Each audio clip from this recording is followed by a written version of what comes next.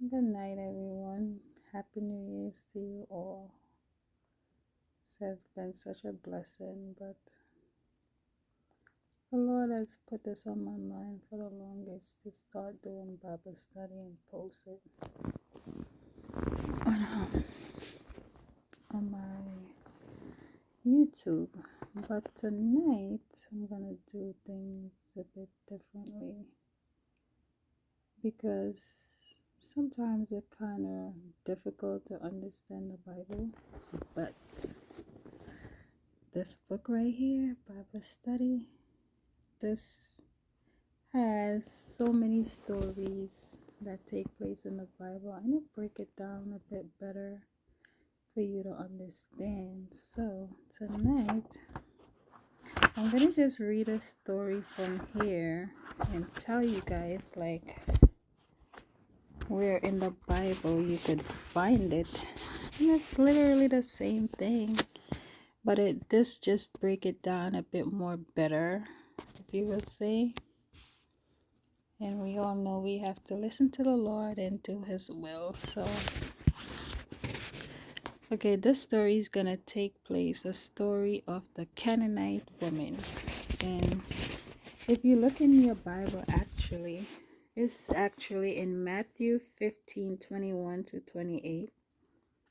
And if you want a full read, it's Matthew 15:21 to 31. The Canaanite woman displays agency and persistence as she goes to Jesus in need of healing. And like in this book, like I said, let me turn the camera this way. Okay. This is like the story. So I'm going to just read it to give you guys like an insight. Okay, the story begins with Jesus withdrawing to the regions of Tyre and Sidon during his busy time in ministry. There a woman came to him and shouted with anguish, "Lord, Son of David, have mercy on me. My daughter is demon possessed and suffering terribly." The cry of this woman emerged from a deep love and care for her daughter. Her cry is deep. It is a cry laced with faith. The faith of this woman is evident from the beginning as she placed her body in a dangerous situation, knowing all the harmful implication that could occur in this culture. Being a Gentile woman amongst a group of Jewish men, she is crossing a social boundary by speaking up to a group with more cultural power than she has. Initially, she is met with silence, the silence old within it her hopes, fear, and anxiousness. Filled with emotion and faith, she persists, so much so that the disciples begged Jesus to send her away. Jesus finally addressed the woman, and we are caught off guard as he reinforced the line of exclusion, saying, "I was sent only to the lost sheep of Israel." The woman is blocked in a way anyone whose prayer has gone unanswered might feel blocked. And yet the woman feels the weight of the line and chooses to cross it anyway. She kneeled before him and called him Lord, indicating his lordship over even her. Surely Jesus will answer her wish now. No, he replied. No, his reply is even harsher than before. It is not right to take the children's bread and toss it to the dog. Jesus appeared not only to reinforce the line he drew, but he built a wall and renders the mother to the like of a dog. Anyone else would have taken the hint for the insult. Much has been have been felt acutely. Perhaps her breath got swallowed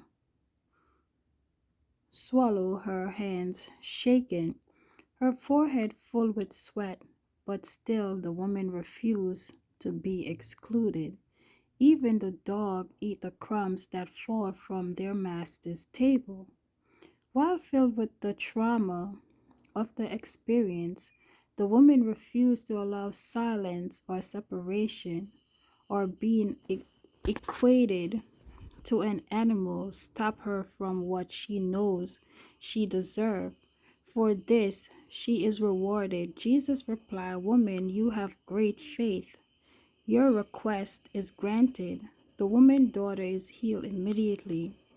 The Canaanite woman narrative displayed the important role of agency and persistence in interacting with God. It is ultimately her pushback against a block for the sake,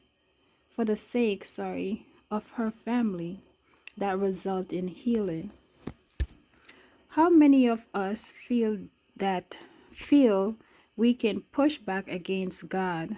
Too often our interaction with God or the opposite, quietly passive and submissive. But this is not the type of partnership God invites us into. The woman's story reminds us all that we have agency.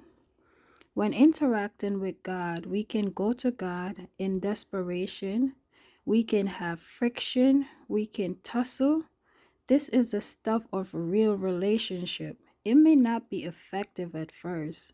It may even feel as if our dignity is being disrespected, despite our sincerity. But the woman's story shows us that our agency is shaping our relationship with God can lead to healing even in the face of a door that God initially say is closed. This is ultimately a process that leads to liberation. So, brothers and sisters, because this woman did not give up her faith, she kept it even though what the Lord has said to her. And eventually, because of that, her daughter has been healed. So, whatever you guys are going through, even if it's tough, don't give up, because the Lord is always there and He never let us down. I love you all. Have a blessed night. God bless you all. Amen.